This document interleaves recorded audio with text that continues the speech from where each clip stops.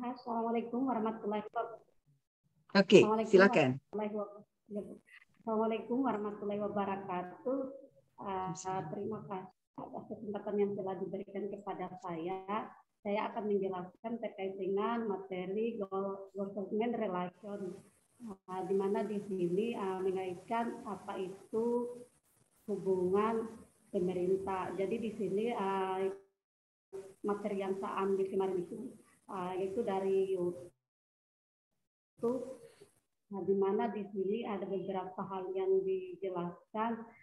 Salah satunya diantaranya terkait dengan pengertian dari public relations itu didefinisikan sebagai proses mempengaruhi kebijakan publik di semua tingkat pemerintah lokal, regional, nasional, dan bahkan global. Tujuannya yaitu untuk membujuk pejabat pemerintah untuk mengubah atau mempertahankan kebijakan agar lebih efektif sesuai dengan kebutuhan kelompok tertentu. Salah satu pakar dari video YouTube yang saya klik itu mengatakan bahwa apa artinya bekerja dalam hubungan pemerintah. Matt Curtis menjelaskan bahwa pemerintah itu adalah makhluk yang sangat aneh. Artinya di sini dia memberikan sebuah pertanyaan besar terkait dengan keterkaitan apa hubungannya ya kita bekerja di dalam pemerintah itu sendiri. Langkah-langkah yang dilakukan itu Matt itu mengelompokkan atau membuat strategis untuk bisa mengidentifikasi bagaimana caranya membangun government relation itu dengan pemerintah. Salah satunya dia menerapkan model praktis diantaranya yaitu terkait dengan identifikasi masalah. Jadi ketika ingin membangun hubungan dengan pemerintah itu kita harus mampu mengidentifikasi masalah apa yang ada dalam lembaga kita seperti itu. Kemudian yang kedua, identifikasi materi terkait dengan undang-undang. Dari yang dimaksudkan di sini identifikasi dengan materi undang-undang bahwa kita harus mampu mengkaji bahwa apa yang dibutuhkan oleh lembaga atau perusahaan itu sudah memang sesuai dengan kebutuhan yang ada pada undang-undang itu. Artinya di sini kita mendorong bagaimana keterlibatan aturan itu bisa sesuai dengan kepentingan yang ada dalam perusahaan. Kemudian yang ketiga yaitu ada di situ legislator mana yang paling aktif. Artinya di sini kita bisa melakukan pendekatan secara person atau pendekatan secara langsung kepada individu yang punya kepentingan di dalam terkait dengan kebijakan itu, misalnya tadi terkait dengan undang-undang atau regulasi lain yang ada di dalamnya. Sehingga hal ini ketika lingkup ini bisa dipadukan akan bisa membangun hubungan dengan pemerintah seperti itu. Menurut Mas itu ada beberapa komponen juga yang mesti dilakukan untuk bisa membangun hubungan dengan pemerintah, dilakukan dengan beberapa cara, yaitu tidak mesti bahwa misalnya tinggal kita lihat misalnya kan kalau perusahaan itu berada di lembaga, misalnya apakah dia berada di tingkatan di pusatnya atau di tingkatan kabupatennya atau di negara lain, maka kebijakan yang terkait dengan undang-undang atau undang-undang atau kebijakan atau terkait yang lain kita bisa sesuaikan apakah itu perusahaan ini berada di lingkup yang mana. Jadi keterkaitan antara dari tingkat bawahnya sampai tingkat atasnya itu dia saling terkait.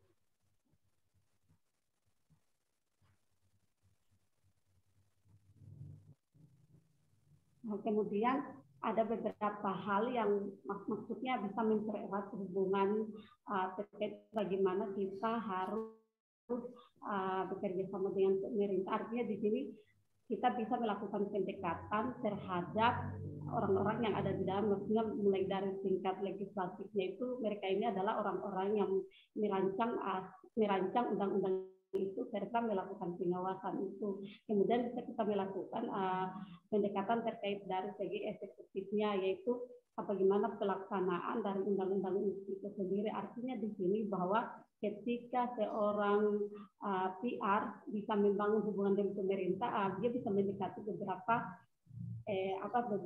pemangku kepentingan ini, diantaranya tadi legislatifnya sebagai atau orang yang memproduksi undang-undang, kemudian eksekutifnya sebagai pelaksana dari undang-undang itu sendiri, kemudian yudikatifnya yaitu memastikan pelaksanaan undang-undang dan tidak menyimpan.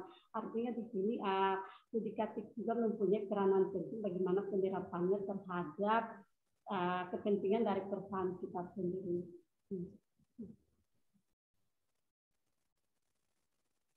Beberapa hal dalam menjalin hubungan baik dengan pemerintah, kita dapat melakukan atau kita bisa memprediksikan dengan beberapa cara, yaitu terkait dengan kebijakan pemerintah, kemudian kemunculan undang-undang yang baru, serta perusahaan menyelesaikan kebijakan, kemudian sebagai penengah ketika menghadapi sengketa. Jadi kita mampu membangun hubungan dengan pemerintah itu atau government relation itu, maka beberapa komponen yang ada di dalamnya itu bisa mempengaruhi kinerja dari perusahaan kita sendiri. Misalnya tadi sudah disebutkan bahwa kebijakan pemerintah bagaimana dia akan mempengaruhi kinerja dari perusahaan itu sendiri. Kesimpulannya, government relation merupakan seni berhubungan dengan berbagai lembaga penunjuk kebijakan, eksekutif dan legislatif yang mempengaruhi perusahaan pada level lokal, nasional maupun internasional. Pemerintah merupakan pihak yang berkuasa, dapat memperlancar tetapi juga menghambat proses bisnis perusahaan. Oleh karena itu, dalam hubungan dengan pemerintah perlu membangun hubungan yang baik, karena hubungan pemerintah merupakan bagian dari kelangsungan perusahaan itu sendiri. Terima kasih. Assalamualaikum warahmatullahi wabarakatuh. Saya kembalikan ke Ibu Mona untuk memberikan masukan atau saran.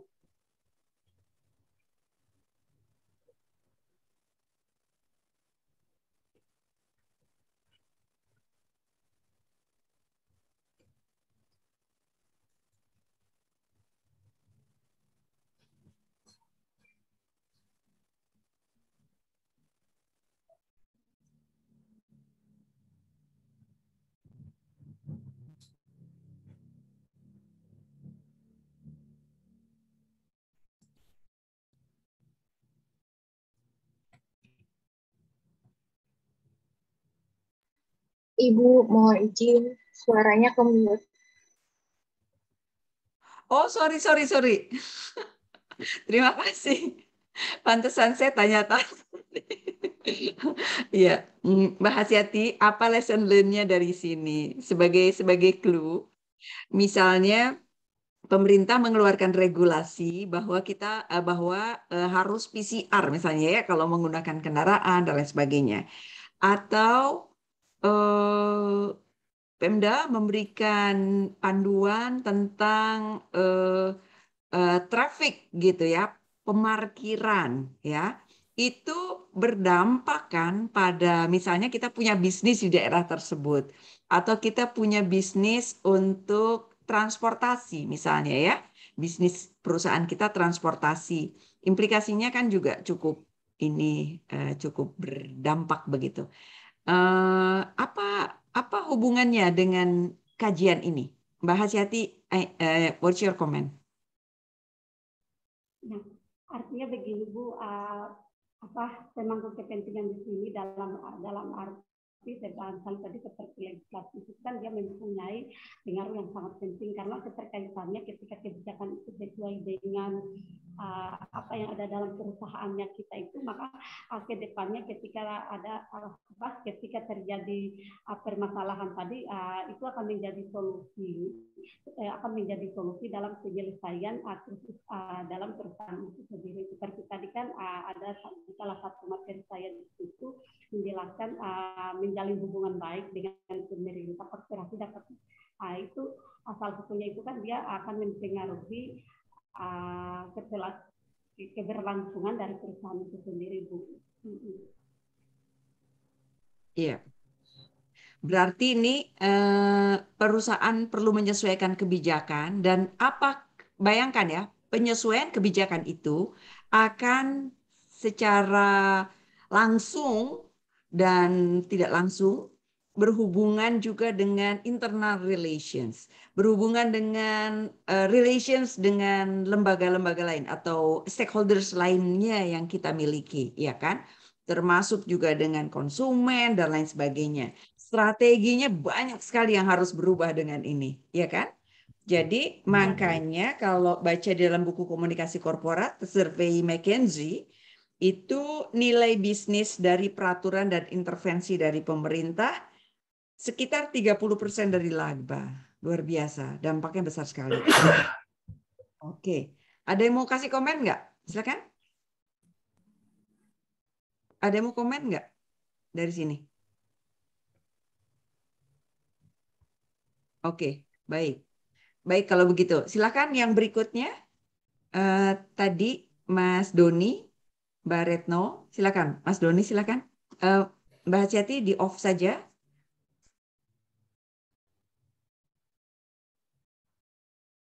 Silakan.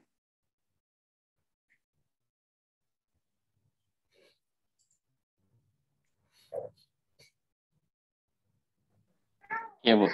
Maaf. Ya. Mbak Hatiati itu rujukan dari mana sumbernya? Nggak kelihatan di situ.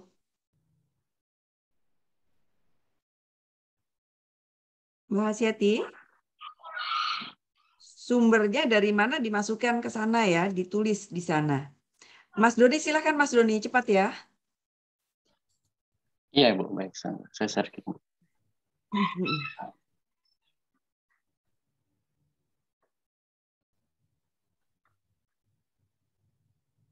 Ya, oke. Ya, baik, selamat pagi Bu Mona dan rekan-rekan sekalian. Pagi hari ini saya berkesempatan untuk menjelaskan government relation. Ini based on video effective government relation. Baik, kemudian pada video ini lebih menjelaskan bagaimana tips cara membangun government relation yang efektif berdasarkan prakteknya. Dan di video kali ini dibagi atas 3 poin penjelasan, jadi saya rangkum. Yang pertama dalam video ini adalah bagaimana kita menyusun planningnya, kemudian kedua bagaimana cara kita berkomunikasi dengan government, kemudian yang langkah terakhir adalah setelah kita melakukan komunikasi dengan government, kemudian bagaimana kita memfollow up hasil dari komunikasi tersebut. Baik, yang pertama adalah planning. Nah, dalam planning ini kemudian dibagi 2 hal lagi. Pertama adalah objektif, kemudian kedua adalah attainable. Yang pertama objektif itu dari video ini mengatakan, narasumber video ini mengatakan figure out exactly what the objective is. Jadi kita harus benar-benar clear objektif kita itu apa, tujuan kita itu dari membangun government relation-nya itu apa. Terkadang kita dalam sebuah perusahaan konstruksi misalnya begitu, kemudian ingin membangun government relation dengan kementerian terkait misal. Nah, terkadang yang tidak clear adalah bukan tujuan dari komunikasinya. Misalnya komunikasi kita tujuannya adalah kita tuh mau ikut tender proyek ini loh gitu. Kemudian atau kita mau bikin sebuah proyek misalnya pembangunan jembatan dan lainnya. Tapi kemudian banyak hal yang menjadi noise sehingga objektifnya itu tidak jelas. Jadi misal objektifnya teralihkan dengan kita harus ke bapak ini, misalnya ke atasannya ke jabatan tertentu begitu. Padahal dalam struktur organisasi dalam pemerintahan tersebut terkadang tidak harus ke bapak itu. Maksudnya bisa jadi mungkin ke yang bawahnya sedikit, mungkin yang bisa juga mengambil keputusan begitu kan. Nah, kemudian poin kedua adalah attainable, clear attainable. Jadi ini sama halnya juga, jadi kita juga harus mengclearkan terkait apa tujuan kita juga begitu kurang lebih. Dan selanjutnya kemudian communication with government. Di sini terbagi atas 4 poin. Yang pertama adalah meeting government. Kemudian Mas arranging Doni, meetings, kemudian conducting meetings. Mas Doni. Yes, Bu. Mas Doni, sebentar ya. Iya, Bu. Tadi Mas Doni memberikan penjelasan terkait dengan tender, oke? Ya, Yang kita ya, maksud betul. di sini, kalau tender Betul. berarti kan government itu sebagai klien kan, ya, Iya, betul, sebagai betul. calon klien. Betul, Ibu. Dalam konteks Betul, ini klien. kita tidak sedang, jadi ini tuh bukan kliennya, bukan, tetapi regulator. Government relations dalam konteks ini regulator, bukan klien. Jadi bukan lagi cari tender di Oh, baik. sana gitu. Oh, Ya, iya, baik, kalau Ibu. kalau Iya. kalau lagi cari tender Hmm. berarti cara pendekatan kita adalah kepada klien, berarti kepada ke Marketing klien gitu, strategi ya, Bu, ya? hubungannya pasti beda. Iya, baik, Ibu. Mohon maaf. Jadi memang saya mengambil Mm. contoh yang ada di video ini kan kebetulan memang adalah seorang konsultan di bidang advokat terkait apa ya, saya lupa, lingkungan hidup kalau tidak keliru. Nah, salah satu contohnya Oke, seperti itu, Ibu. Ya, tapi saya oke. pahami yang Ibu maksudkan tadi. Iya, Gitu. oke. Baik, Ya. saya melanjutkan kembali, Ibu. Nantinya, Mas Doni, nantinya mungkin Ya, akan baik. bisa lebih mudah kalau dia adalah klien, nggak apa-apa, itu lain lagi. Tetapi bina hubungannya itu loh, ya. Oh, iya, Ibu. Ya, Baik, baik. ya, oke, silakan. Baik, Ibu. Iya, baik. Saya lanjutkan kembali, Ibu. Kemudian memang dari contoh video ini memang sepertinya kondisinya adalah seperti komunikasi kita terhadap klien, dan kliennya adalah government relation government tadi maksudnya yang Ibu sebutkan tadi, begitu, Ibu, ya. Oke. Baik, kemudian saya lanjutkan bagaimana kita berkomunikasi dengan pemerintah. Pertama meeting government, kemudian tadi arranging meetings, conducting meeting, sama effective communication. Ya, secara menyeluruh saya jelaskan singkat di sini. Di sini maksudnya dari keempat poin ini adalah bagaimana kita berkomunikasi dengan pemerintah. Contohnya, kita harus memahami target komunikan kita. Semisal kalau pemerintah ini kan biasanya schedule-nya padat begitu. Maka kita harus menghargai sekali terkait waktu mereka begitu. Misalnya kita diberikan waktu tidak lama, hanya 30 menit, maka kita juga harus dapat menyesuaikan dalam 30 menit itu presentasi yang kita bawakan itu harus terbagi-bagi. Iya, terbagi-bagi. Kemudian misalnya dari pembukaannya seperti apa, kemudian menjelaskan isinya seperti apa, tujuan kita seperti apa, dan dari video ini juga menitik beratkan, mempoinkan bahwa perbanyaklah proses tanya jawab. Jadi tidak hanya kita fokus pada presentasi kita atau pada PowerPoint kita, tapi bagaimana kemudian dari tanya jawab itu yang bisa nanti kita follow up lebih lanjut gitu. Kemudian saya lanjutkan lagi. Nah, ini pola government. Ini ada 2 poin dari video ini yang bisa saya simpulkan adalah think about the next step, kemudian ask for the opportunity to have a dialogue again at another time. Kemudian saya rangkum juga di sini, kita udah presentasi, sudah selesai gitu. Padahal kita juga harus memperhatikan dan memikirkan berikutnya setelah presentasi itu apa sih gitu. Apakah hanya dengan presentasi kemudian goals kita tercapai? Kan tidak. Kemudian misalnya tadi dalam sebuah project tadi kita mau goals-nya itu apa? Misalnya kita akhirnya punya dukungan dari government nih untuk melakukan sebuah project misalnya begitu. Kemudian explore the opportunity juga to have a dialogue again at another time, kaitannya sama tadi. Misalnya kita punya waktu hanya mungkin 30 menit, dalam 30 menit itu terjadi dialog dan rasanya kok masih ada yang harus diperjelas lagi. Nah, maka kita minta kesempatan kepada pemerintah tersebut, minta kontaknya misalnya, kapan kira-kira kita bisa dialog lagi untuk melanjutkan ini. Dan kalau bisa jangan begitu lama dari presentasi, karena bisa saja setelah kita presentasi mungkin ada yang lain lagi presentasi, mungkin beliau juga bisa ke distract begitu ya, atau noise dalam hal ini dalam proses komunikasi ini. Begitu, Ibu. Nah, kemudian dari juga ada sebuah quotes dari Abraham Lincoln. Jadi I'm a great believer. Good luck and I find harder I work.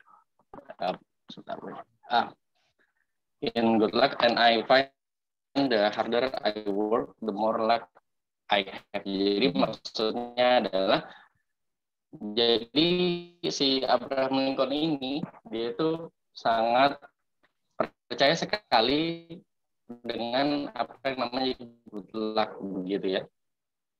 Dan dia menemukan semakin kita bekerja keras gitu, maka semakin banyak keberuntungan yang kita bisa dapatkan gitu Ibu. Terima kasih. Itu mungkin share dari saya terkait dari video ini. Very good. Very good, very good. Terima kasih Mas Doni. What do you learn?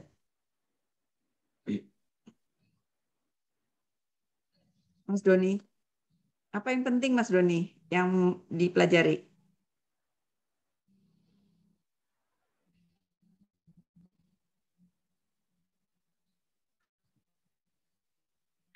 Oke. Ya, selanjutnya tadi Mbak Retno, silakan. Ini Bu. Ya. Jadi Mbak Retno sambil prepare, saya ingin mengomentari betapa pentingnya keterampilan dalam mengelola meeting, membuat meeting, mengelola meeting. Sudah terlihat belum? Ya, ya terlihat. Oke. Sebentar ya Mbak Retno. Oke Mas Doni, tadi cut off.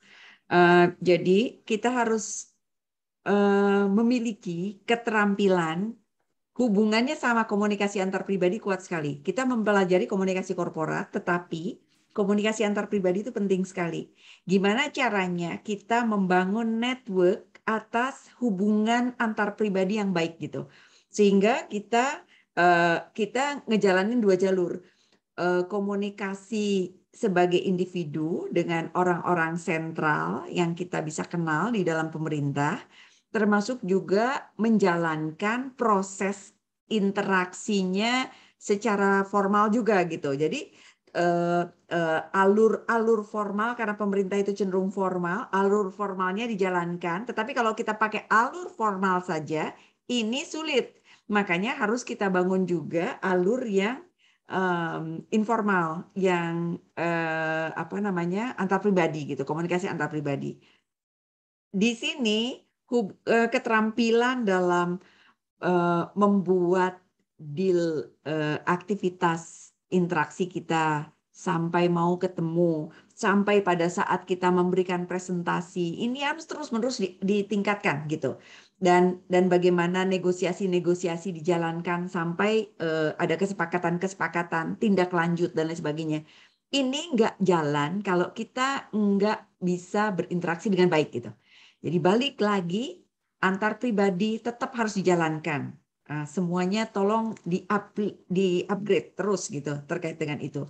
Di sini kan kita mempelajari tentang strategi-strateginya gitu. Oke, silakan. Silakan Mbak Retno. Dibesarkan saja Mbak Retno.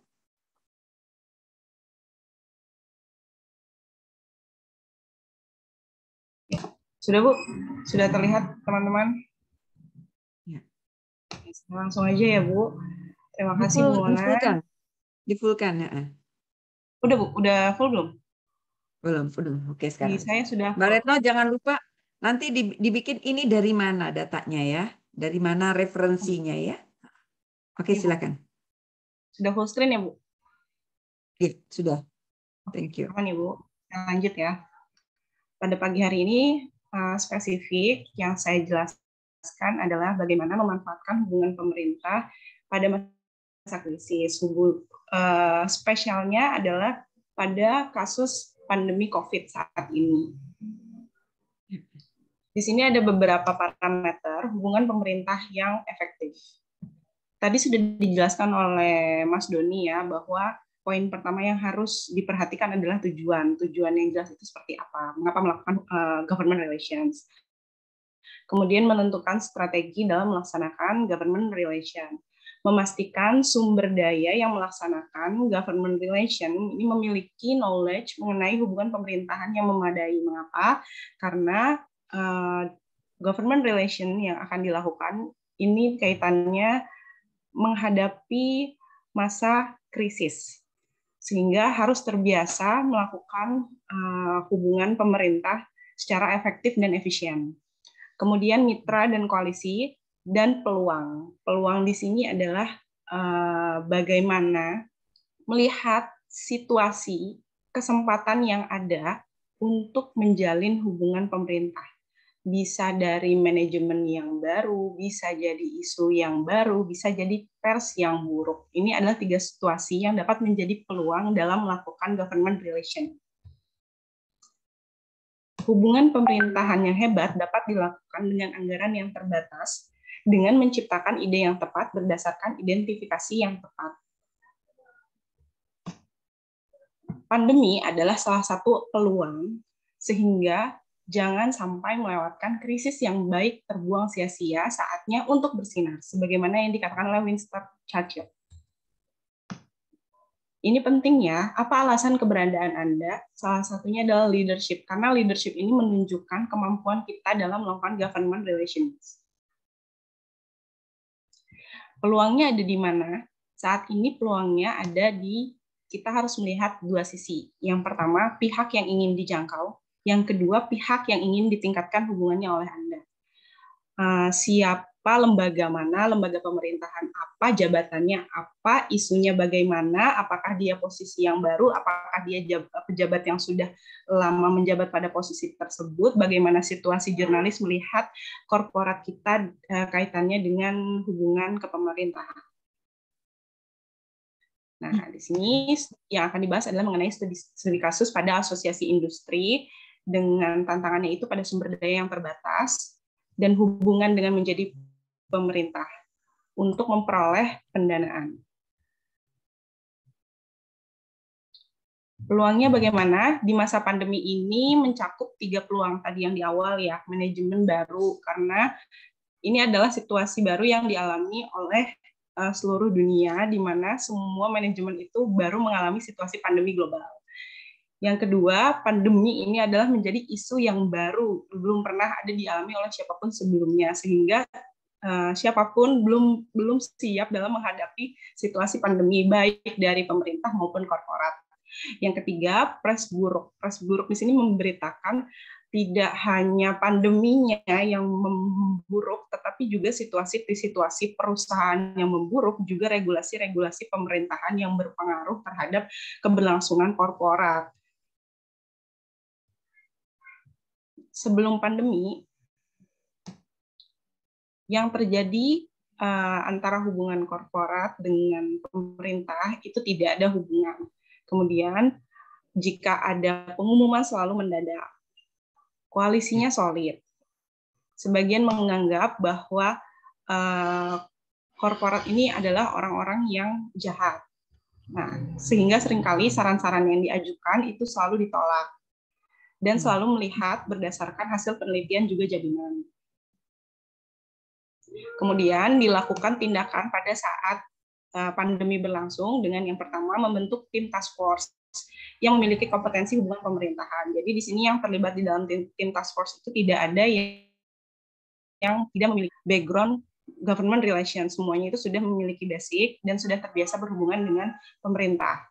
Yang kedua, jangan terlalu self-serving, artinya di sini analisa tidak dilakukan oleh satu pihak, melainkan di dalam tim. Karena situasi pandemi adalah situasi baru, di mana situasi tersebut dialami oleh seluruh lapisan korporat dan pemerintah, sehingga di sini harus banyak sekali melakukan benchmarking, dan koalisi itu penting untuk menjalin hubungan yang luas sehingga dapat mengembangkan pandangan terkait pandemi. Nantinya di situ ada kesamaan visi dan misi baik antara korporat maupun pemerintah dalam menjalani situasi di masa pandemi. Kemudian yang ketiga, mendorong kontak dengan mengatur pertemuan. Artinya intensitas komunikasi di sini itu ditingkatkan. Tidak hanya karena sekarang ini terbatas ya ruangnya, faktor pandemi, tentunya dengan kemudahan digital itu akan lebih meningkatkan frekuensi dan intensitas dalam melakukan komunikasi antara korporat dengan government. Selanjutnya menyusun agenda. Nah, kalau misalkan tadi nih sebelum adanya pandemi itu kecenderungan agenda itu dilakukan secara mendadak. Nah, di sini ditonjolkan profesionalisme dengan melakukan penyusunan terhadap timeline apa yang mau dilakukan, programnya bagaimana dalam melakukan pertemuan dengan pemerintah, sehingga kita sebagai korporat ini bisa memiliki kuasa terhadap pemerintah dalam artinya begini, kita ini menjalankan aktivitas government relation untuk mencapai relasi yang baik itu memerlukan frekuensi yang tinggi namun efektif. Nah, itu bisa diatur dengan menyusun agenda. Selanjutnya, menyediakan data secara proaktif dan rekomendasi dengan melakukan survei anggota dan analisis. Ini untuk memperkuat dasar apa yang ingin kita lakukan, program apa yang akan kita jalani bersama pemerintah dalam membangun hubungan pemerintah. Memanfaatkan sumber daya koalisi. Mengapa? Karena tidak dapat berjalan jika hanya melibatkan individu. Di sini full teamwork itu utama. Yang kedua, sumber daya terbatas karena kompetensi government relation ini terbatas. Tidak semua orang memilikinya. Dalam membangun relations itu tidak mudah. Yang diperlukan tidak hanya kompetensi tapi juga jam terbang. Selanjutnya, bagaimana mengidentifikasi kontak yang pertama, mengatur pertemuan, berbagi pengalaman mengenai masalah umum, mengatur gugus tugas hubungan pemerintah. Nah, saat ini aliran informasi bersilangan, artinya banyak informasi yang bisa dijadikan referensi antar koalisi. Yang kedua, strategi bersama dan individu. Sesudah dilakukan tindakan yang tadi, terjadi perubahan. Yang pertama, perilaku telah berubah. Senior manajemen cenderung melakukan pendekatan kolaborasi, artinya tidak lagi menjadi satu arah, tetapi mengutamakan from group discussion.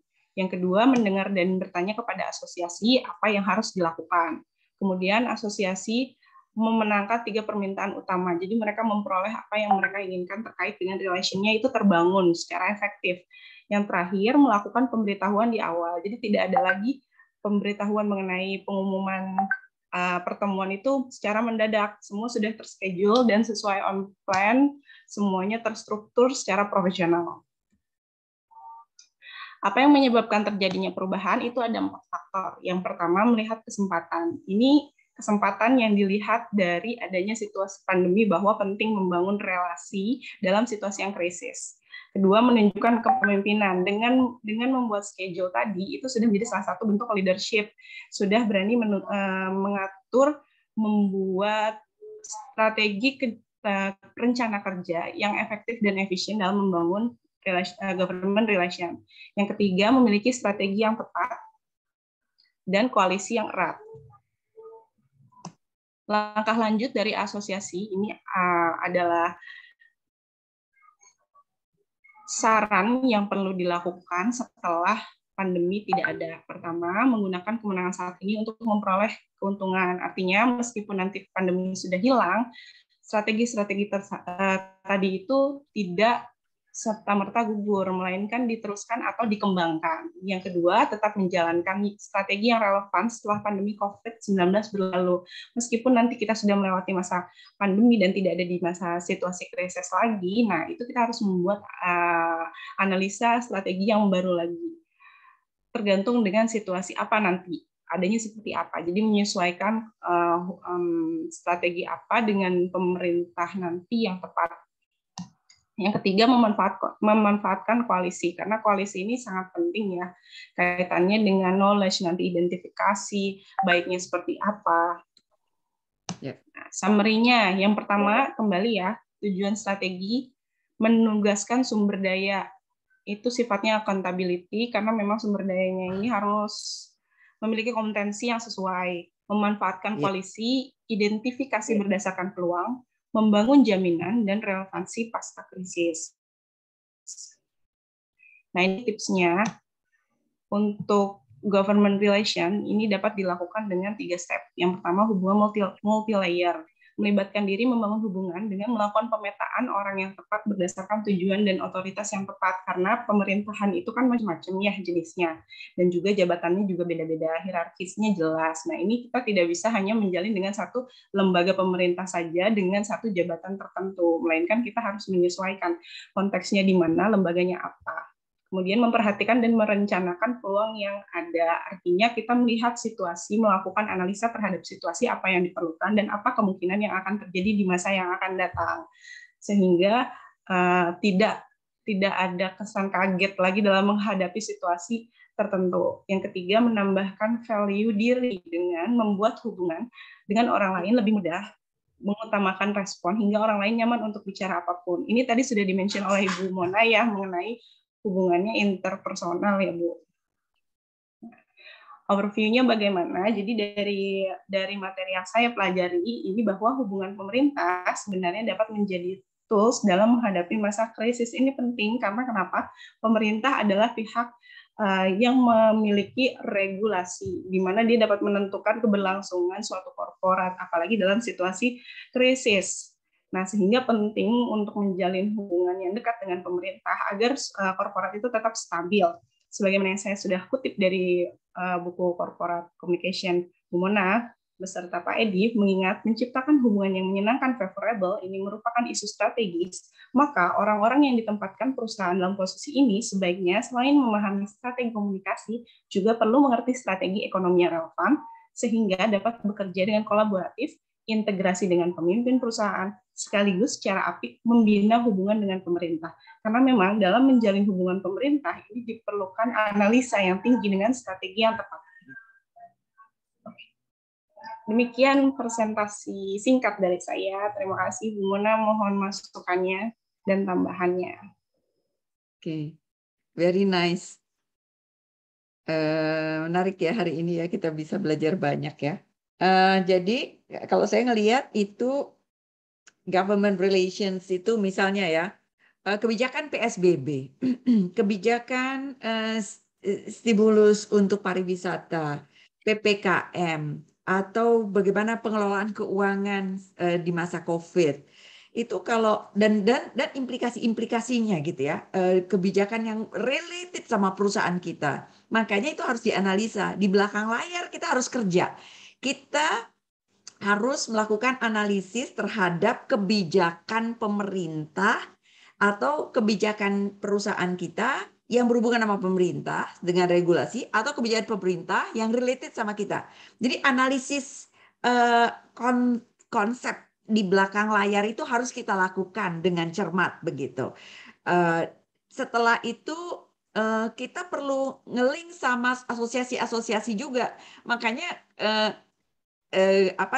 itu nanti hubungannya sama community ya, community relations. Salah satu community relations adalah asosiasi. Kalau kita nggak punya hubungan sama asosiasi, pemerintah itu kan kalau mau mengeluarkan kebijakan ada aturannya. Pemerintah itu bukan pemerintah aja ya, misalnya legislatif, eksekutif, yudikatif, terutama ke legislatif sama eksekutif ya.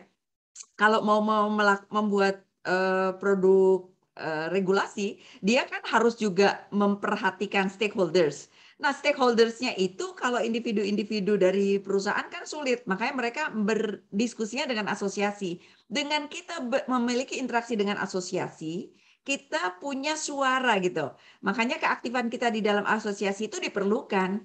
Jadi keaktifan kita dalam asosiasi, keterampilan kita sendiri ngebangun hubungan dengan pemerintah dan dengan asosiasi, itu tadi butuh pengetahuan kritis. Makanya kalau boleh dibilang praktisi komunikasi korporat itu sebenarnya strategis gitu. Dia harus tempatnya di atas sehingga dia ikut dalam dialog-dialog di manajemen, tetapi dia juga tahu bagaimana memetakan hubungan-hubungan. Kita bisa lihat di sini nih government relation sama relation yang kita sudah bahas di minggu-minggu yang sebelumnya. Itu sebenarnya petanya kira-kira bisa dilihat nggak jauh beda. Analisis dulu, kita harus mikirin tujuannya kemana, kemudian membangun hubungan dan lain sebagainya. Ada yang mau komen nggak? Silakan, please. Halo. Segera dibuka ya kalau mau komen. Oke, baik. Ini kenapa pada diam ya? Halo. Orang-orang pinter nih. Oke. Ya, monggo, silakan. Ya. Mas Doni. Iya, Bu. Iya, Bu. Ya, silakan. Betul. Jadi ya, silakan. Sambil tadi di awal juga kan Ibu bertanya satu-satu terkait materi Ibu yang dari awal itu memang kalau kayak saya kaitkan memang semuanya berkesinambungan dan step by step. Menarik sekali karena kan memang seperti di awal juga pada saat perkenalan saya sampaikan bahwa saya di policy, jadi maksudnya memang kaitannya terkait stakeholders, kemudian how to make media relation gitu kan, good connection with media, kemudian dengan government, karena kan mereka juga stakeholder dalam perusahaan saya kan di perbankan Bu begitu. Jadi dengan regulator itu kan juga memang sudah juga biasa kami harus berkomunikasi dengan mereka. Bagaimana kami menyampaikan tadi kaitan dengan komunikasi internal juga, bagaimana sih membangun komunikasi internal yang baik dengan mereka begitu. Kemudian juga tidak lupa dengan internal perusahaan sendiri selain dengan regulator atau eksternal. Misalnya dengan karyawan, bagaimana sih policy yang atau kebijakan yang kita buat itu bisa meminimalisir sekali adanya penolakan, karena sebuah kebijakan terlebih lagi di masa pandemi yang sekarang lagi sering dibicarakan itu kan sangat sensitif ya Bu. Misalnya terkait compensation and benefit, kita harus melihat kemampuan perusahaan seperti apa, kemudian kebutuhan karyawan juga seperti apa. Maka kita harus berdiri di tengah-tengah itu yang kadang kita harus cakap dalam berkomunikasi begitu, dan harus sangat sensitif terhadap hal itu. Begitu Ibu. Mas Mungkin Doni kaitan gimana, sama Mas yang Doni? tadi barusan. Halo? Mas Ya, Bu? Doni di mana, Mas Doni? Sorry, Saya di mana kerjanya? di bank swasta Bu, di KB Oke, KB Bukopin di Polsai. bank swasta. Oke. Oh iya. Oke. Betul, benar sekali. Begitu. Betul.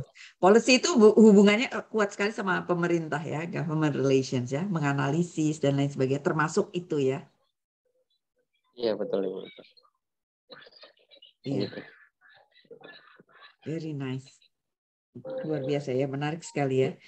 Ini think tank sebenarnya. Jadi kita itu kerjanya dari think tank sampai ke praktis gitu. Praktisnya itu banyak di dalam membina hubungan dengan stakeholder kunci.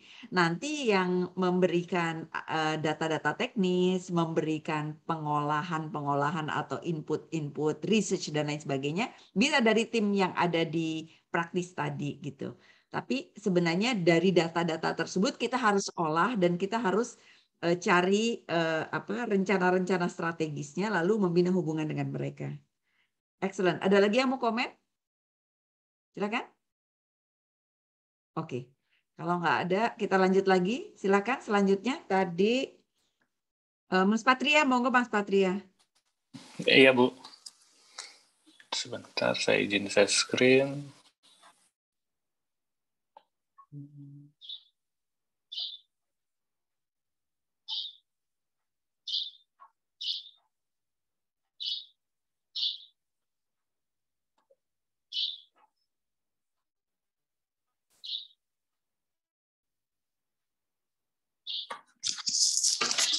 Apakah sudah terlihat, Bu?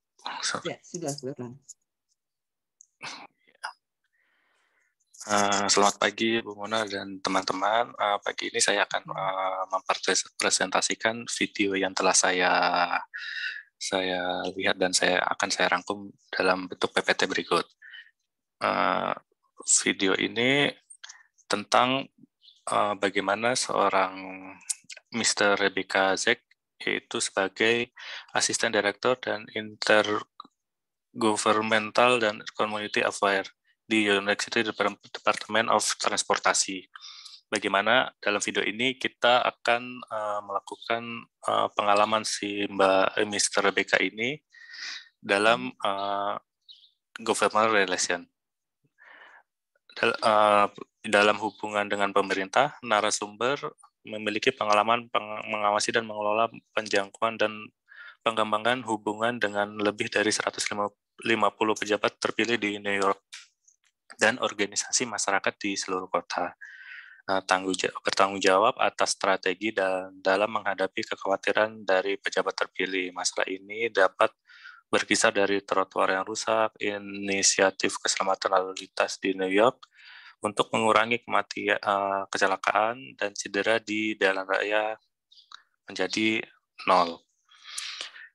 Sebagai profesi government relation, profesi government relation mendengarkan permasalahan di masyarakat sekitar untuk melakukan strategi yang tepat dalam mengkomunikasikan kepada pemerintah.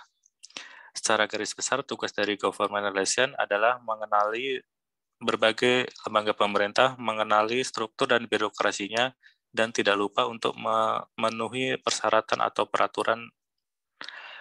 Selanjutnya, fungsi dari government relation juga membangun komunikasi dengan pemerintah, dengan pejabatnya baik secara langsung maupun tidak langsung. Kemampuan yang harus dimiliki yaitu kemampuan komunikasi. Yang kedua, pemahaman kuat mengenai regulasi dan peraturan pemerintah. Yang ketiga, kemampuan kerjasama dengan orang lain atau komunitas sekitar. Yang keempat, kemampuan lobby. Apa yang membuat relasi dengan pemerintah itu menjadi penting? Dengan memiliki relasi yang baik kepada pemerintah, maka para pemangku ini akan mendapatkan informasi yang berkaitan dengan kebijakan tersebut. Informasi yang diperoleh dapat menjadi input yang penting bagi perusahaan. Dalam membangun hubungan dengan lembaga, harus bisa memberikan informasi terbaru kepada pemangku kepentingan. Informasi yang disampaikan antara lain adalah latar belakang dan informasi mengenai isu terkait, laporan keuangan, lingkungan, dan laporan khusus lainnya. Untuk video ini sumber saya berasal dari YouTube channel Todd Higeldorf dengan narasumber Rebecca Zeck. Berikut yang bisa saya rangkum dari video ini. Terima kasih, Bu. Mas Doni, apa yang dipelajari? Mas Patri, apa yang dipelajari? What do you learn?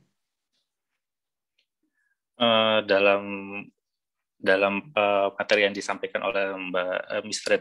Rebecca Zeck ini, bagaimana seorang government relation itu melihat dan mendengar permasalahan di masyarakat sekitar dan bagaimana dia itu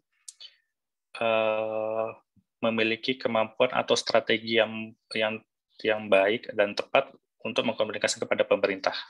Seperti itu, Bu. Ya, oke. Very good. Ada yang mau komen nggak yang dari yang lain? Silakan. Ada yang mau komen?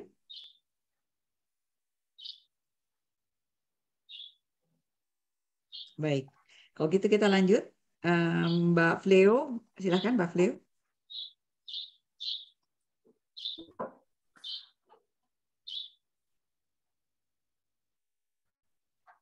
Baik, Bu. Sebentar, Bu. Saya siapkan screen-nya. Ya.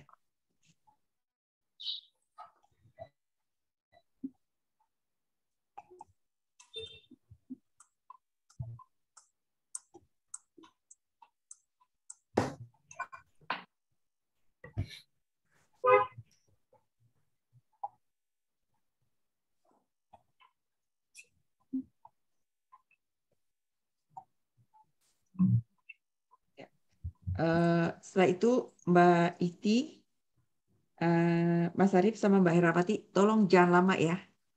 Kita itu aja. Udah bisa ngelihat hubungan keseluruhannya, semuanya saling memperkaya. Silakan Mbak Leo. Baik Bu, terima kasih. Pagi teman-teman, untuk government relation kali ini saya mempresentasikan government best practice. Jadi intinya di presentasi kali ini adalah memberi informasi apa saja tips and trick lah untuk membangun hubungan dengan pemerintah. Nah, ini sebenarnya introduction atau pembukanya kenapa harus ada tips and tricks.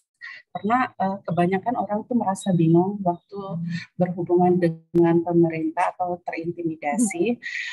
Yang seharusnya mereka lakukan sebelum membangun hubungan dengan pemerintah adalah sebelum undang-undang atau suatu kebijakan itu diterapkan, maka sebelumnya corporate seharusnya membangun terlebih dahulu dengan pemerintah.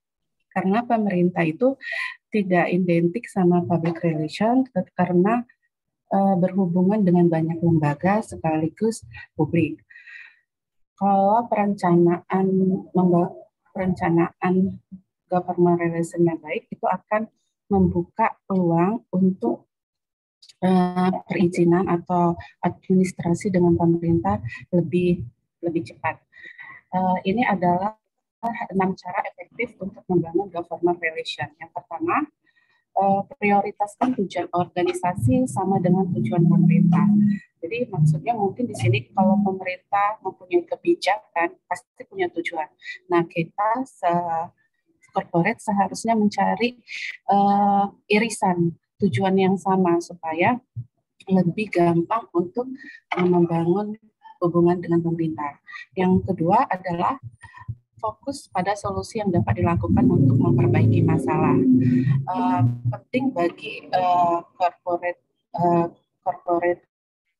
communication atau PR membingkai suatu masalah dan solusinya, cara memperbaikinya. Jadi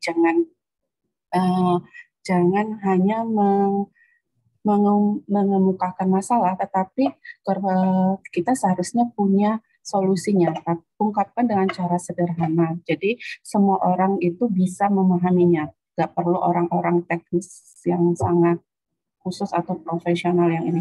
Jadi semua orang bisa memahaminya. Yang ketiga, terus memantau dan memelihara government relation agar semakin kuat. Jadi nggak cukup hanya kenal satu pejabat saja, tetapi kita juga membangun figur kita sebagai orang yang berguna untuk pemerintah. Jadi kalau mungkin teman-teman di pemerintah menanyakan saran atau sharing, kita bisa mengasih input atau masukan kepada mereka. Lakukan apa aja yang bisa memajukan hubungan. Yang keempat, membentuk koalisi untuk memperkuat posisi Anda dengan cara menggandeng perusahaan atau organisasi yang memiliki kepentingan sama.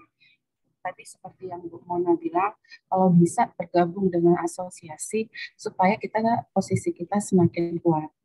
Yang kelima, memetakan organisasi perusahaan lain yang sejalan maupun yang berbeda pandangan. Ini kenapa penting? Karena supaya kita tahu pemerintah itu sekarang posisinya berada di dekat dengan siapa? Apakah dengan corporate kompetitor kita atau yang sejalan dengan kita.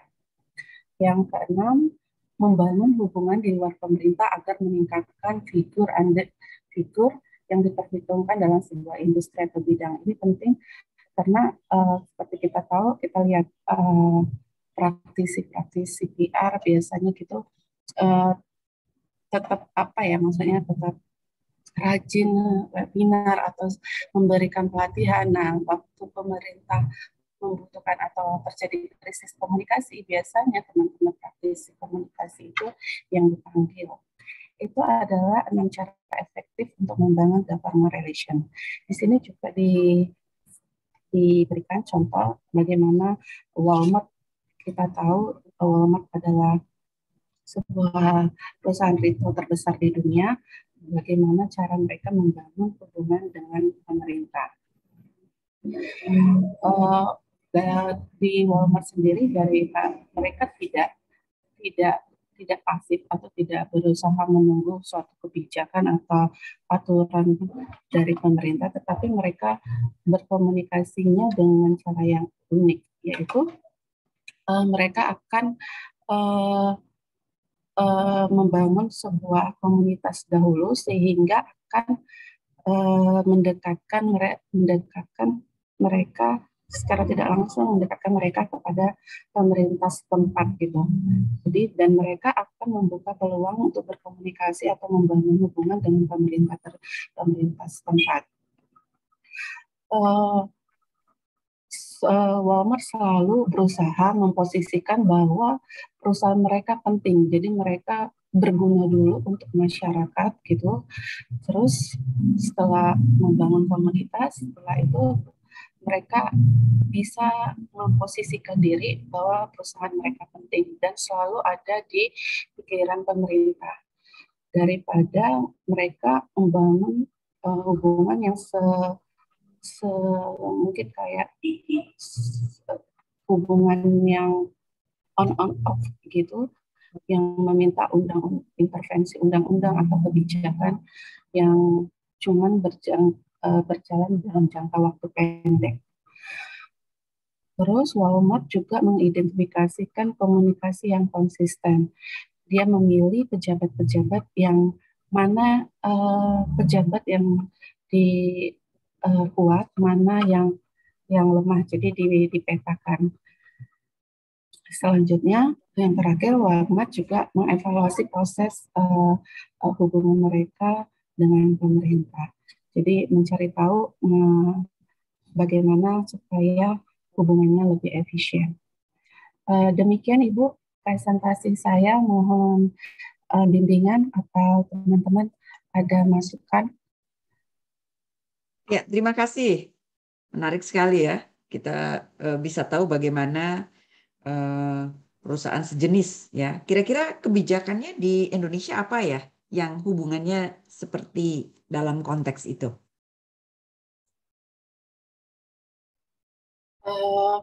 Mungkin ini ya Bu, saya kalau melihat Gojek kan dia membangun komunitas dulu, membangun mitra dengan para masyarakat UMKM.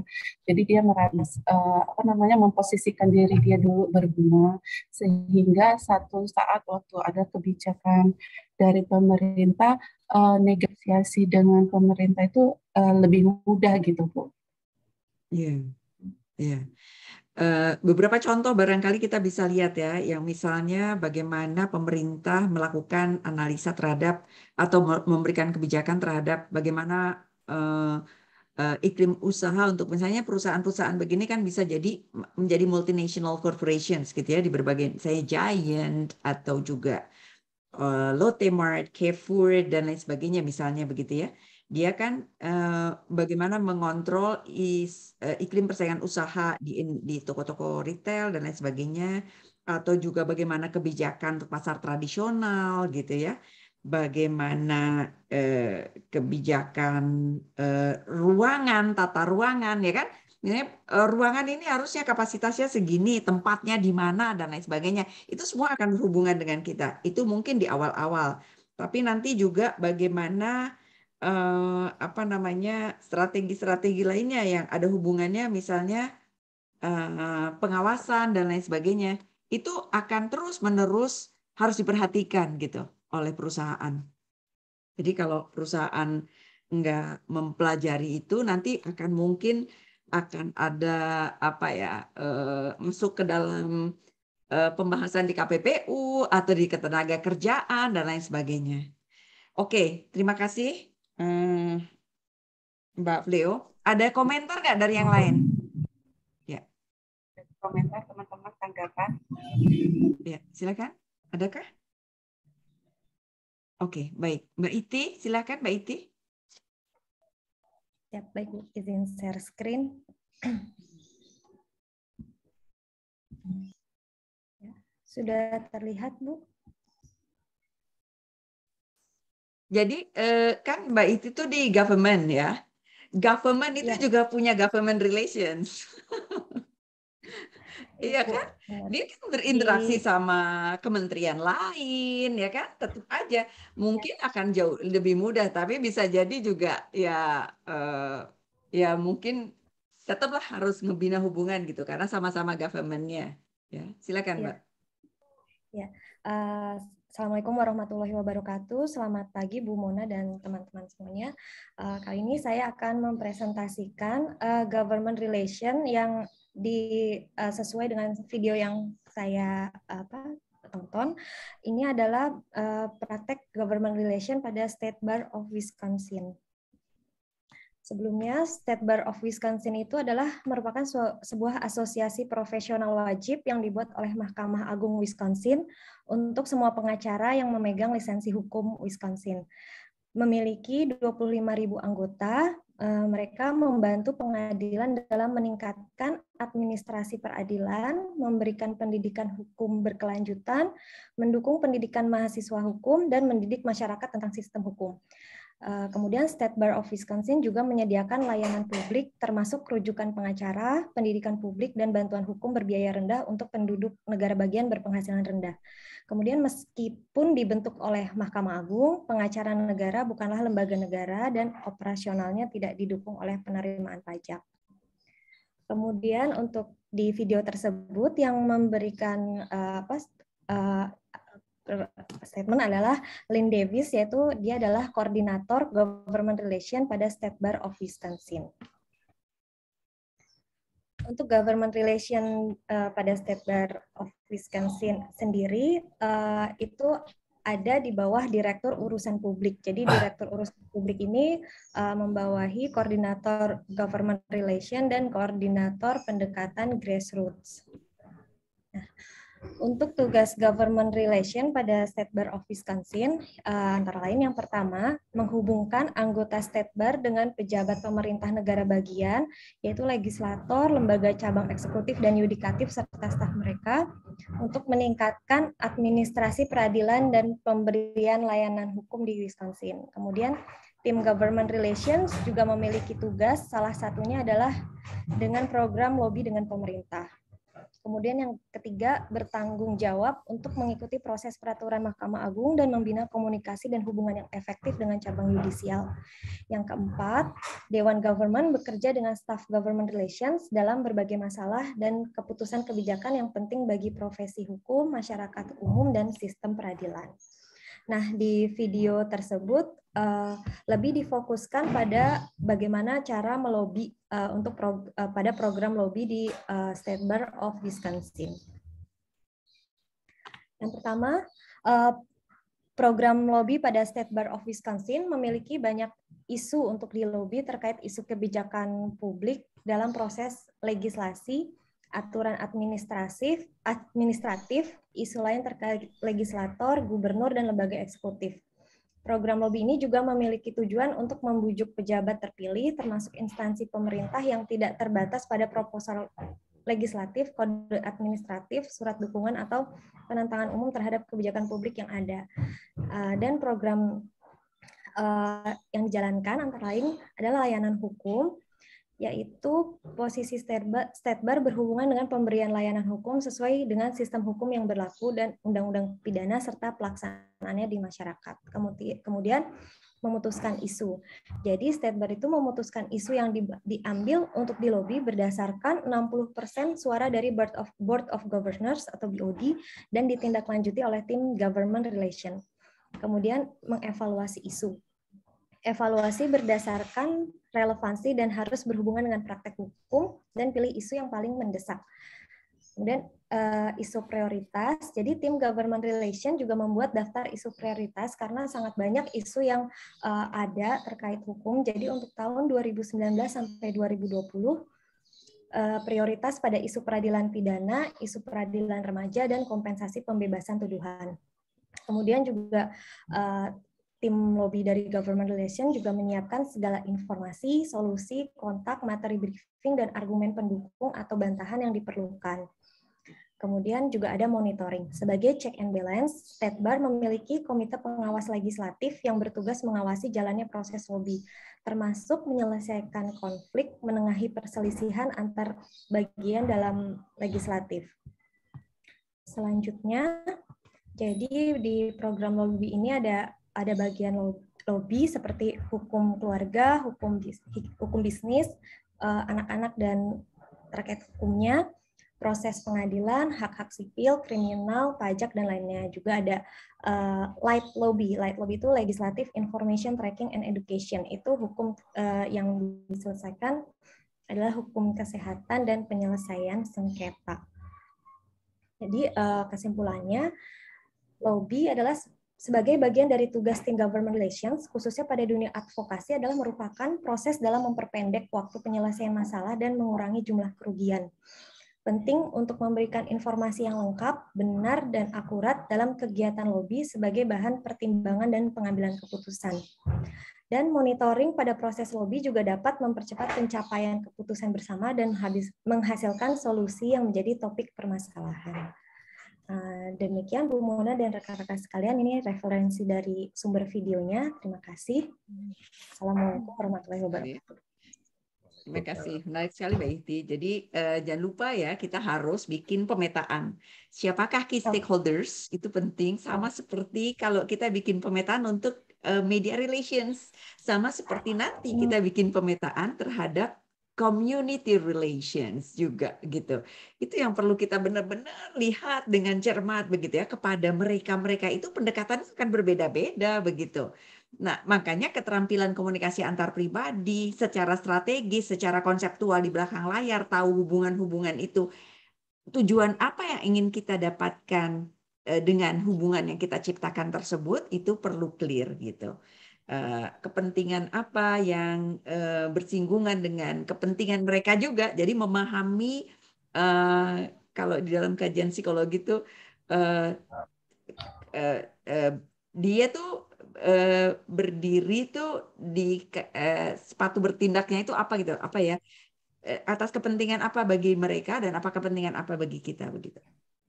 Thank you Mbak Iti. Silakan selanjutnya Mbak Hera. Shot aja, ya. Ya, baik Bu. Izin share screen dulu. Silakan.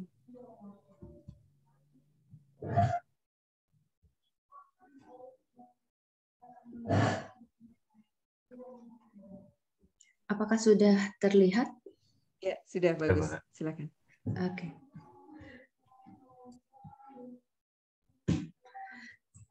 Oke, terima kasih Ibu Mona. Assalamualaikum warahmatullahi wabarakatuh. Selamat pagi semua. Saya Tuti Herawati akan mempresentasikan tentang government relation dari 5 Good Ideas about Government Relation by James Watt. Ini adalah salah satu podcast dari Maitri 5 Good Ideas, dan kebetulan di episode ini, di sesi ini adalah tentang 5 Good Ideas about Government Relation. Direkam pada tanggal 29 Januari 2018, dan berikut adalah link YouTube-nya.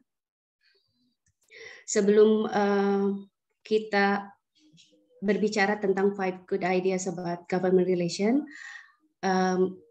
kita harus mengenal dulu siapa yang berbicara di sana, yaitu James Watt. James Watt sendiri adalah eksekutif dari Executive Chairman of Navigator Limited.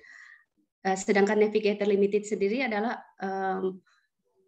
perusahaan strategi dan komunikasi publik, a public strategy and communication firm yang berbasis di Kanada, dan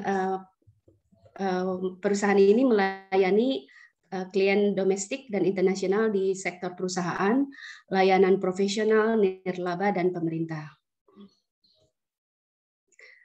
James Watt sendiri adalah seorang advisor terpercaya bagi para pemimpin bisnis serta pemimpin politik pemerintahan di Kanada. Watt juga merupakan mantan presiden Klub Albany, yaitu klub politik tertua di Kanada. Juga penerima Lifetime Achievement dan dianugerahi medali Queen's Golden Diamond Jubilee untuk pelayanan kepada masyarakat. Watt juga adalah penerima Out on Bay Street Leader to be Proud of Award, dan termasuk keluarga paling berpengaruh di Kanada. Seorang pembicara yang sangat dihormati dan sering muncul sebagai komentator urusan publik di media. Sebelum Watt berbicara tentang 5 ide bagus dalam government relation, dia berbicara tentang lobbying dulu gitu. Jadi sebelum masuk ke 5 poin itu, Watt mengatakan bahwa lobbying memegang peranan krusial dalam membina hubungan dengan pemerintahan atau government relation. Jadi pelobi yang handal itu memerlukan komunikasi yang bagus gitu. Dan yang nanti akan dijelaskan bahwa ternyata untuk menjadi untuk sukses dalam lobbying dengan government itu tidak selalu identik dengan uang gitu. Apalagi di Kanada pada saat itu ya, pada saat podcast ini direkam, sedang gencar-gencarnya memberantas korupsi. Jadi jadi para klien dari Navigator Limited tadi harus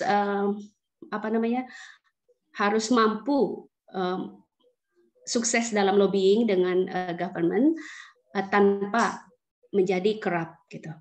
Dan disinilah perusahaan Navigator ini mereframe klien-kliennya bagaimana membangun hubungan dengan pemerintah, bagaimana melakukan lobbying sehingga sukses.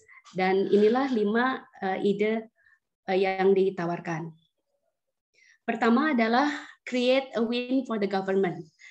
Jadi menurut Watt, sebagai seorang pelobi, kita harus mampu memosisikan diri di posisi yang kita ajak berlobby. Jadi we have to put our shoes in the government's position. Betul bahwa perusahaan memiliki kepentingan, makanya ada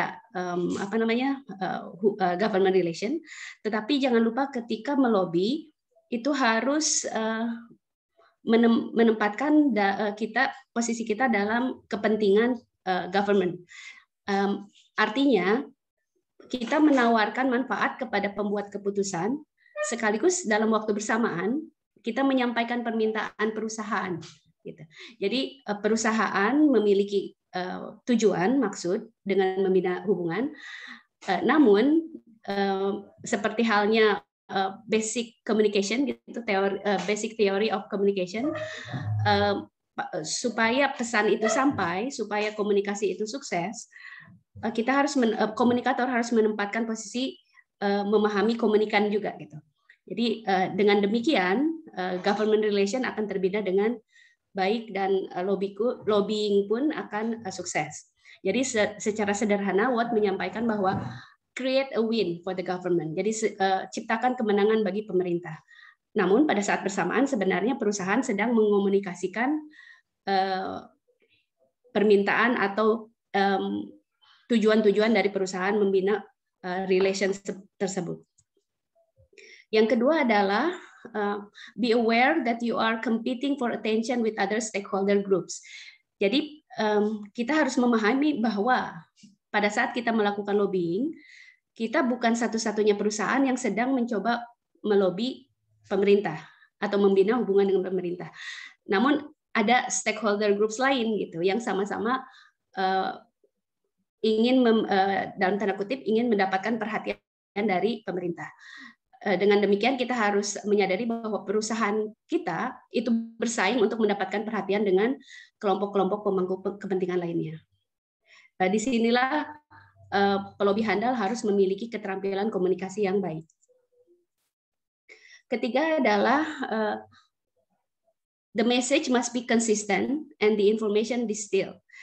Jadi pada saat berkomunikasi, pada saat melobi, itu pastikan bahwa pesannya konsisten dan informasinya disaring. Jadi tidak semua informasi disampaikan dan tidak semua informasi yang harus disampaikan apa adanya. Jadi kalau Watt itu menyebutkan bahwa we have to reframe when we communicate. Dengan demikian kita memakai bahasa komunikan. Ketika kita membina government relation, misalnya contoh yang disebutkan oleh Watt itu kita memberikan satu proposal misalnya atau bahasa tulis, nah kita harus menggunakan their language, gitu. Kita harus menggunakan bahasanya pemerintah sehingga mereka paham maksudnya gitu. Jadi tidak melihat dari point of view perusahaan saja, tapi juga harus point of view pemerintah. Dengan demikian, message-nya akan sampai karena disampaikan sedemikian rupa.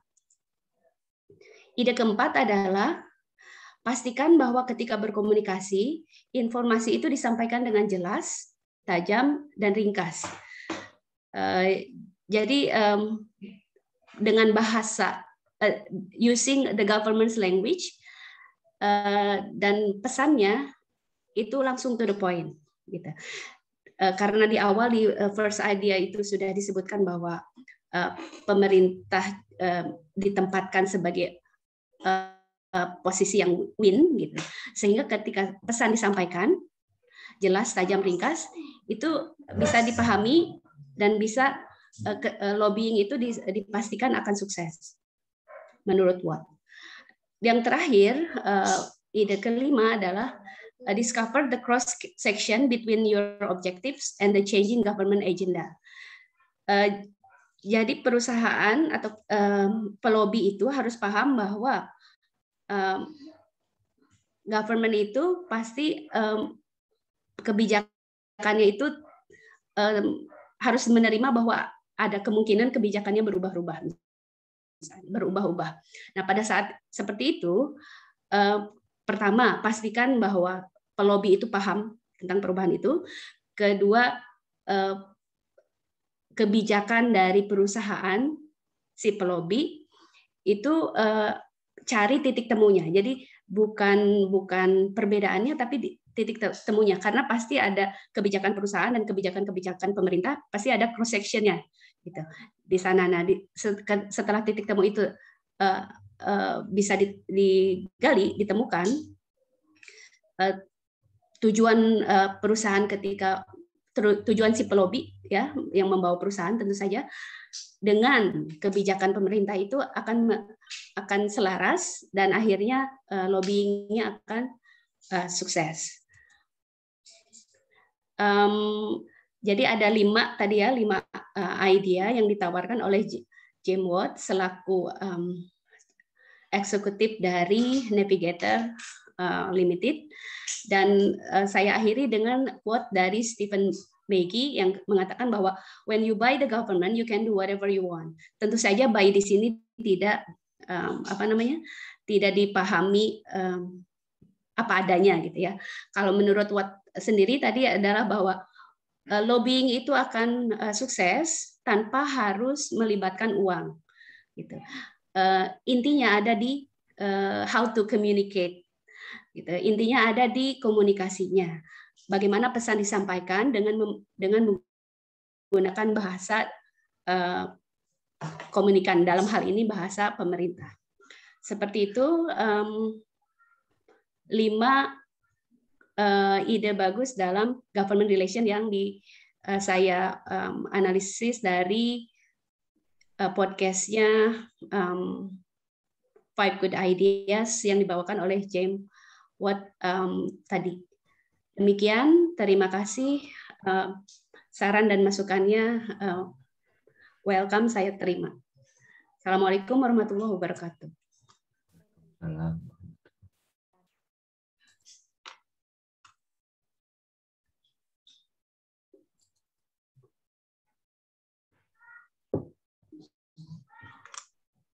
Lanjut ya, Bu. Selamat pagi. Mohon maaf, Ibu, masih mute. Oh, Masya Allah. Ibu. Ya, oke. Jadi saya ngelihat kredibilitas diri itu penting sekali. Makanya, please di sini semuanya bangun terus gitu ya. Supaya kita jadi orang kredibel. Supaya kita jadi orang yang dipercaya oleh komunitas kita, oleh masyarakat kita. Ini nih, dia nih orangnya yang tepat nih. Nah, itu harus dibangun terus-menerus. Harus dibangun terus-menerus. Jadi orang percaya ketika kita mewakili pemerintah, kita tuh benar-benar orang yang bisa dipercaya. Publik kita juga perlu bukan cuma kredibilitas diri atau dalam konteks ini personal branding, reputasi diri gitu ya. Sebagai orang yang kredibel. Kemudian keterampilan dalam berbicara, public speaker, mengumumkakan gagasan-gagasan. si mengemukakan gagasan-gagasan itu keterampilan menyampaikan, tetapi di belakang itu kontennya harus kuat. Makanya analisisnya di belakangnya itu tentang apa yang menjadi kepentingan yang dipersinggungkan gitu ya. Yang saya suka dengan penjelasan tadi, win for government. Jadi orang akan bereaksi ketika dia melihat keuntungannya. Jadi buat pemerintah bisa melihat keuntungan yang kita tawarkan begitu. Keterampilan itu adalah keterampilan strategik gitu, yang memang diinspirasi oleh ketulusan, ya kan? Pemerintah tuh kan punya kepentingan sebagai pelaksana dari undang-undang, ya kan? Undang-undang dasar. Jadi kepentingannya untuk kesejahteraan masyarakat. Jadi dia pro publik gitu. Untuk itu kita perlu melihat hubungannya. Nah, karena kan kita kan pro bisnis ya kan, corporate kan pro bisnis cenderungnya gitu ya kan. Sementara ini pro publik. Jadi gimana caranya kita melihat persinggungan bahwa kita ini juga membantu pemerintah untuk mengatasi, untuk memberdayakan ekonomi masyarakat, ekonomi Indonesia atau ekonomi dunia gitu ya kan. Itu yang bisa kita lihat, bisa kita perlihatkan. Bukan cuman kita lagi cari keuntungan gitu. Nah, itu keterampilan komunikasi antar pribadi harus kuat, analisanya dan lain sebagainya, strategi-strategi. Silakan, Mas Arief, monggo. Habis ini kita conclude ya, kita selesaikan ya, silakan. Menarik semuanya ya. Monggo.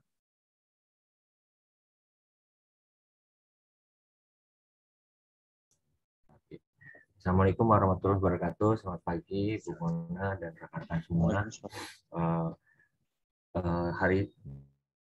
Kali ini saya akan presentasi terkait dengan government relation bagi masa depan kita. Nah, analisis video ini saya angkat dari video Mas Satria Aji Imawan. Dia seorang master bidang manajemen dan kebijakan publik dari alumni Universitas Exeter, Inggris. Kenapa government relation? Ya, kita sudah pahami bahwa menurut Fraser Moore itu dia kebijakan hubungan dengan pemerintah itu harus selalu mendapat perhatian karena satu, kebijakan pemerintah yang tidak tepat bisa membuat perusahaan atau pihak-pihak stakeholder itu merasakan sesuatu yang nggak nyaman gitu. Intinya seperti itu. Yang kedua, adanya undang-undang atau peraturan pemerintah itu membuat banyak batasan-batasan yang berdampak kepada aktivitas perusahaan. Sementara government relation sendiri menduduki posisi yang sangat penting dan vital. Itu. Selanjutnya yang ini geser sedikit. Yang kedua,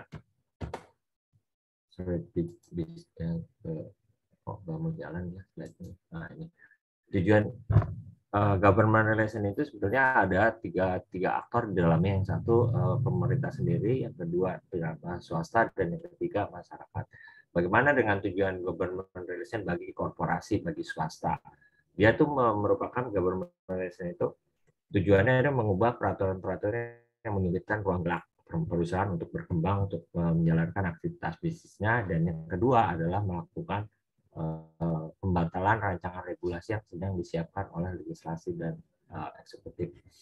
Nah, di dalam konteks ini maka peran-peran lobby-lobby itu di dalam government relation itu sangat penting ya. Nah, kita melihat dalam konteks hubungan dengan swasta dan pemerintah ya, kita lihat tentang undang-undang rokok gitu, dan tiba-tiba ada pasal-pasal yang hilang, ada pasal-pasal yang kemudian jadi ada. Itu di dalam lobby-lobby itu bisa terjadi. Gitu. Nah, bagi pemerintah sendiri penting nggak sih? Ya, pemerintah sendiri juga penting, sangat penting malah. Dia melihat dunia usaha itu sebagai penggerak pembangunan roda ekonomi Indonesia, roda ekonomi negara. Yang kedua, dunia usaha kan dipungut pajak gitu. Nah, itu semakin besar perusahaan membayar pajak, maka semakin bagus juga untuk pemerintah menjalankan roda pembangunan. Dunia usaha sendiri adalah pada akhirnya mitra pemerintah untuk mengelola hasil kekayaan negara, kekayaan bumi negara itu. Nah, makanya pentingnya government relation ada di sana. Terus dari analisis video ini saya ada 3 konklusi. Yang pertama adalah government relation sendiri. Mas Haji ini melihat permasalahan-permasalahan yang terjadi di lapangan. Banyak kebijakan pemerintah yang sebetulnya bagus, hanya karena tidak sampai konteksnya ke masyarakat, maka banyak muncul protes-protes atau ya tagar-tagar yang menyerang kebijakan tersebut dan bahkan sampai ke personal pembuat kebijakannya. Yang kedua adalah permasalahannya itu ternyata bukan pada kebijakannya saja, tetapi kemampuan link logik digambarkan itu antara pemahaman antara pemerintah sebagai pembuat kebijakan, masyarakat sebagai penikmat kebijakannya, dan periferalnya masyarakat dunia usaha dan sekitarnya itu tidak sama, tidak kompak gitu. Ya, dalam bahasanya Mas Haji ini tidak terdefinisikan secara clear.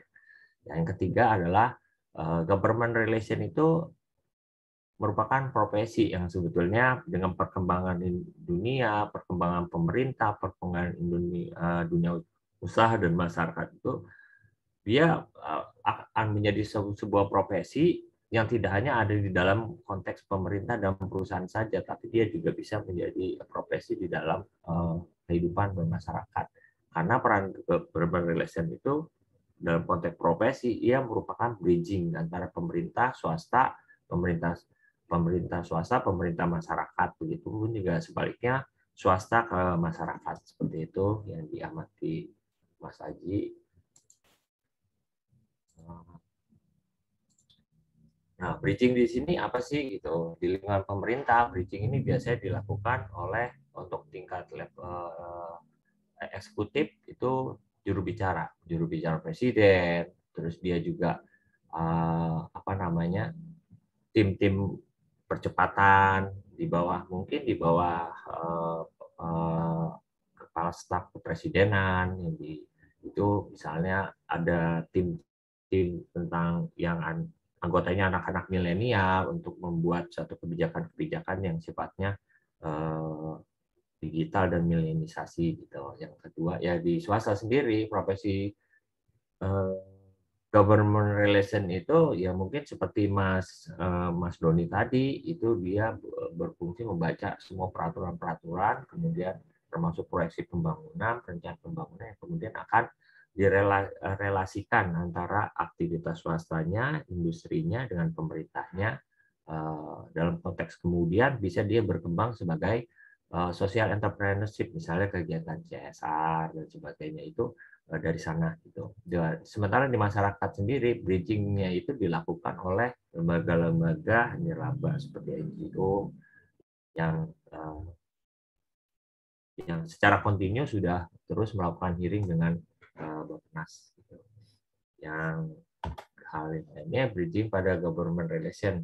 Persoalan yang tadi diangkat di atas itu adalah persoalan yang memang faktanya ada, faktanya terjadi, sehingga kebijakannya sering mendapat serangan-serangan itu. Makanya masyarakat kemudian pada akhirnya bersikap komplain gitu. Komplain. Contohnya adalah yang baru gini kita dengar adalah biaya parkir itu yang akan mencapai 60.000 per jam. Itu juga kalau tidak hati-hati nih program ini, tidak ada bridging yang menyambungkan ini akan berdampak buruk terhadap kebijakan tersebut. Nah, disinilah peran profesi government relation. Yang pertama adalah mempelajari bisnis prosesnya dan mengatasi sumbatan-sumbatan yang terjadi yang dialami baik oleh swasta maupun pemerintah sendiri. Oligarki dalam government relation diangkat juga di sini. Keberadaan government relation itu juga tidak lepas dari adanya oligarki atau persekongkolan antara pemerintah, masyarakat, dan swasta. Masyarakat di sini boleh dibilang lembaga swadaya atau sejenisnya.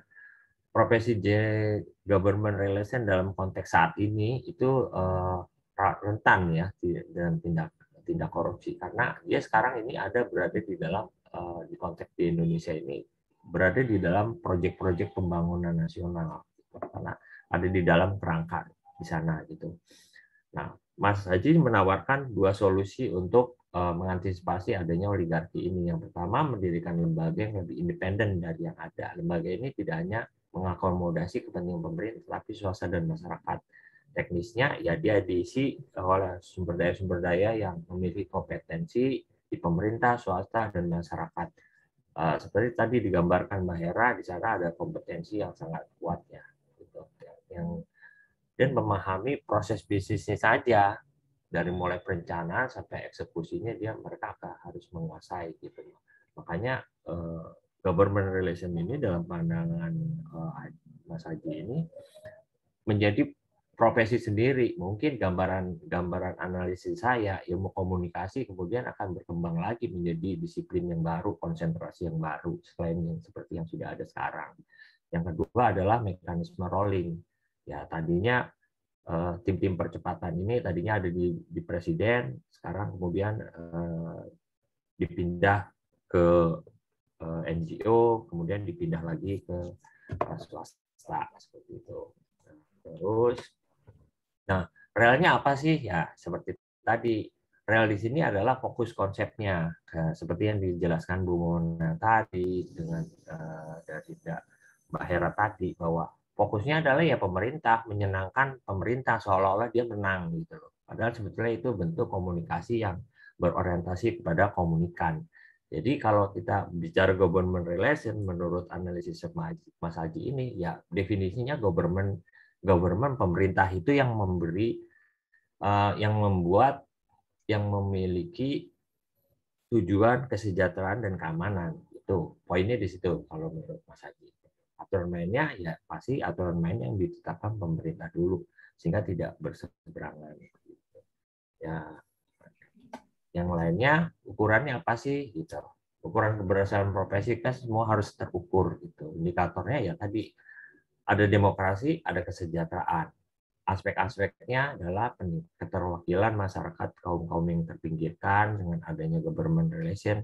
Yuk kita angkat. Misalnya kaum-kaum di kampung air yang di Jakarta Utara itu terangkat. Kaum-kaum yang di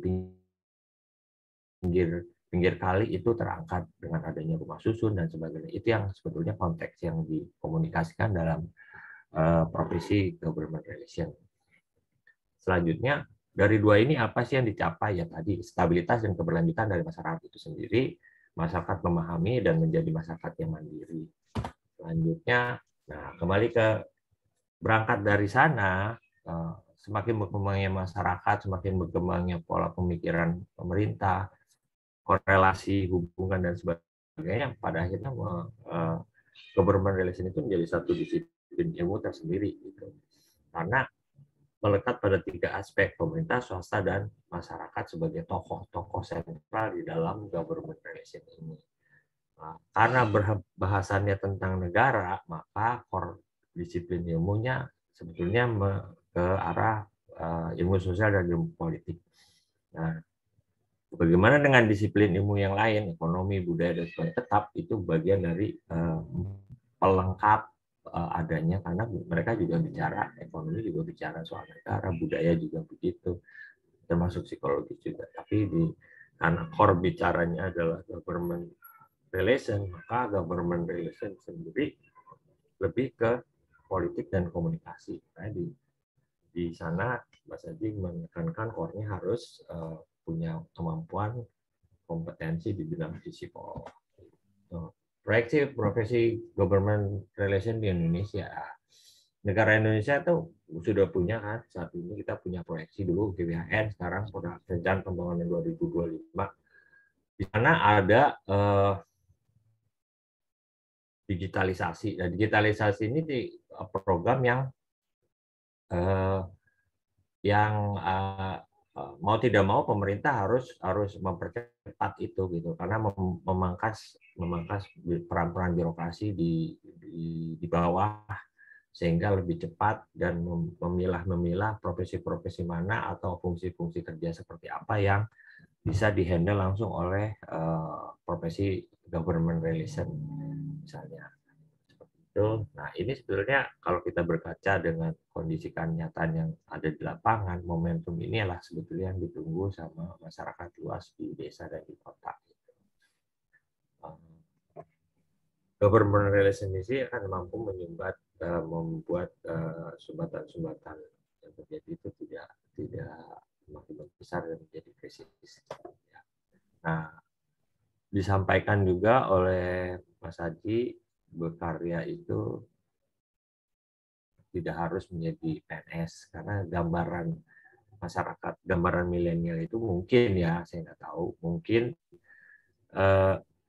government relation itu udah cuma punyanya pemerintah saja. Oh, ternyata tidak. Dia itu ada berdiri di 3 titik tadi, pemerintah, swasta maupun di